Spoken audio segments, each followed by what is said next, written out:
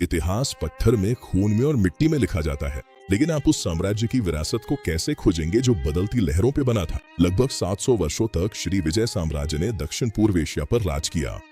उन्होंने अपार संपत्ति इकट्ठी की, विशाल नौसेनाएं तैयार की और राजाओं की वफादारी हासिल। फिर भी जब वे गिरे तो वे इतने पूरी तरह से गायब हो गए कि 19वीं सदी तक दुनिया भूल गई कि वे कभी अस्तित्व में थे। 1918 तक आधुनिक विद्वानों को टूटी फूटी शिलालेखों को जोड़ने और ये समझने में समय लगा कि एक भूत ने कभी एशियाई लहरों पर राज किया था। श्री विजय कोई पारंपरिक साम्राज्य नहीं था जिसमें विशाल भूभाग और महाद्वीपीय सीमाएं हों। वे एक थैलासोक्रेसी थे, जो एक ग्रीक अवधारणा है जिसमें राज्य अपनी पूर्ण शक्ति समुद्र पर अधिकार से प्राप्त करता है। प्राचीन रोमनों के लिए भूमध्य सागर मारे नोस्त्रम यानी हमारा समुद्र था।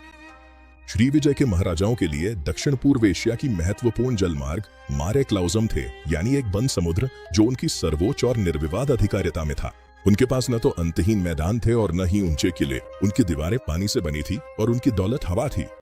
दुनिया का नक्शा देखिए। अगर आप चीन के साम्राज्यों से भारत, मध्य पूर्व या रोम के राज्यों तक सामान पहुंचाना चाहते हैं तो आपको एक संकीर्ण भौगोलिक गला मलक्का जल डमरू मध्य से होकर गुजरना ही होगा। श्री विजय ने सच्चाई को पहचाना और इसे अपना हथियार बना लिया। उन्होंने अंतिम टोलबूथ स्थापित किया। मलक्का की हर ग्राम जायफल, भारत की हर बोरी काली मिर्च और चीन की हर गज रेशम उनकी चौकस निगाहों के नीचे से गुजरती थी। लेकिन श्री विजय की असली प्रतिभा मानसूनी हवाओं पर उनकी महारत में थी। इस दौर में जहाज हवा के विपरीत नहीं चल सकते थे। साल के 6 महीनों तक उत्तर पूर्वी मानसून चीन से जहाजों को जल डमरू मध्य की ओर बहा ले जाता था। फिर हवाएं थम जाती थी, व्यापारी फंस जाते थे और उन्हें भारत की ओर आगे बढ़ने के लिए दक्षिण पश्चिमी मानसून का इंतजार करना पड़ता था। श्री विजय सिर्फ एक बंदरगाह नहीं था, बल्कि ये एक अनिवार्य प्रतीक्षालय था, और वो प्रतीक्षालय गर्म, भीड़भाड़ वाला और बेहद लाभकारी था। कल्पना कीजिए उस इंद्रिय आघात की जब लकड़ी के घाटों से निकलती दमघोंटू भूमध्य रेखीय गर्मी महसूस होती थी। हवा में कच्ची लौंग की तीखी खुशबू घुली रहती थी और बंदरगाहों पर मध्य चीनी, तमिल, अरबी और पुरानी मलय भाषाओं की गूंजती हुई शोरगुल सुनाई देती थी। अगर आप हवाओं के थमने का इंतजार सुरक्षित तरीके से करना चाहते थे, बिना कुख्यात स्थानीय समुद्री डाकुओं के गुस्से का सामना किए, तो आपको महाराजा को भुगतान करना पड़ता था। इस जलमय जाल के केंद्र में था पालेमबांग, राजधानी। यही था केदातुअन, महाराजा की सत्ता का केंद्र। ये एक ऐसा शहर था जो जमीन की सीमाओं को चुनौती देता था, लगभग पूरी तरह से पानी पर बसा हुआ। लाखों लोग फैले हुए खंभों पर बने घरों और बंधी हुई बांस की बेड़ों के जाल में रहते थे। महाराजा एक प्रिमस इंटर पारेस यानी बराबरों में प्रथम के रूप में शासन करते थे, जो अलग अलग क्षेत्रीय सरदारों को धन और सैन्य शक्ति के जरिए एकजुट रखते थे। उनकी संस्कृति एक अद्भुत गहन समन्वय थी, जिसमें गहरी महायान बौद्ध दर्शन और गहरे जड़े जमाए हुए स्थानीय आदिवासी आस्था का मिश्रण था। जादू और व्यापार साथ साथ चल के है। अपनी चौंका देने वाली संपत्ति का आध्यात्मिक संतुलन बनाए रखने के लिए एक प्रसिद्ध अनुष्ठान आयोजित किया जाता था। कहा जाता है कि हर सुबह महाराजा अपनी बालकनी पे आते और एक ठोस सोने की ईंट को गंधले मुहाने में फेंक देते थे। ये जल आत्माओं के लिए एक भेंट थी, समृद्धि के बदले समुद्र को चुकाई गई संपत्ति का वास्तविक डूबना। लेकिन श्री विजय केवल चुंगी वसूलने वालों का एक गिरोह नहीं था। ये बौद्धिक प्रकाशस्तंभ का धन्य धार्मिकता को पोषित किया और ये साम्राज्य प्राचीन विश्व के सबसे प्रतिष्ठित बौद्ध शिक्षा केंद्रों में से एक बन गया। 7वीं सदी के अंत में प्रसिद्ध चीनी बौद्ध भिक्षु और यात्री ईत सिंह श्री विजय पहुंचे। वो वहां जो कुछ भी देख पाए उससे वे चकित रहे। उन्होंने लिखा कि पालेमबांग में 1000 से अधिक बौद्ध भिक्षु अध्ययन करते थे और वे वही अनुष्ठान करते थे जो भारत में होते थे। उन्होंने अपने चीनी विद्वान साथियों से आग्रह किया कि भारत जाने से पहले उन्हें पहले 2 साल श्री विजय में रहकर अपनी संस्कृत को निखारना चाहिए।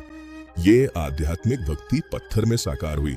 अपने घनिष्ठ गठबंधनों के माध्यम से श्री विजय की संपन्नता ने बोरोबुदुर के निर्माण में सहायता की, जो पृथ्वी का सबसे बड़ा और भव्य बौद्ध स्मारक है।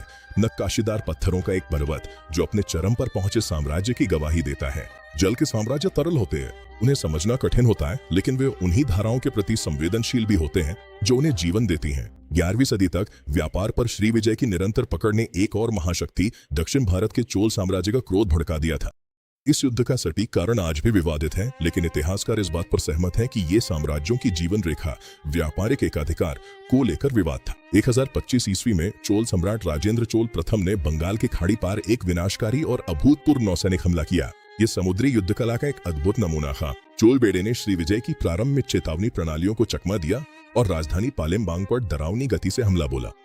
शहर को लूटा गया, जहाज निर्माण केंद्रों को जला दिया गया, महाराजा संग्राम विजय तुंगवर्मन को बंदी बना लिया गया और जंजीरों में बांधकर ले जाया गया। साम्राज्य एक ही रात में नहीं रहा। श्री विजय 2 और सदियों तक लड़खड़ाता रहा, लेकिन उसकी अजेयता की आभा टूट चुकी थी। क्षेत्रीय अधीनस्थ राज्य अलग हो है, जामा में मजापहित जैसे नए स्थलीय शक्तिशाली साम्राज्य उभरे। और व्यापार की हवाओं के साथ एक नया धर्म इस्लाम आया, जिसने धीरे धीरे पूरे द्वीप समूह में अपनी पकड़ बना ली। पुराना बौद्ध समुद्री साम्राज्य बस उसी पानी में घुल गया जिससे वो आया था। आज मलक्का जलडमरू मध्य दुनिया की सबसे महत्वपूर्ण समुद्री नाड़ियों में से एक बना हुआ है।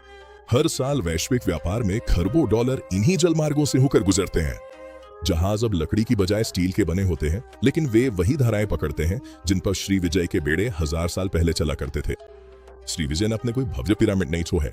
उनकी विरासत दक्षिण पूर्व एशिया के भू राजनीतिक डीएनए में लिखी ही है। जो पानी पे नियंत्रण रखता है वही दुनिया पर राज करता है।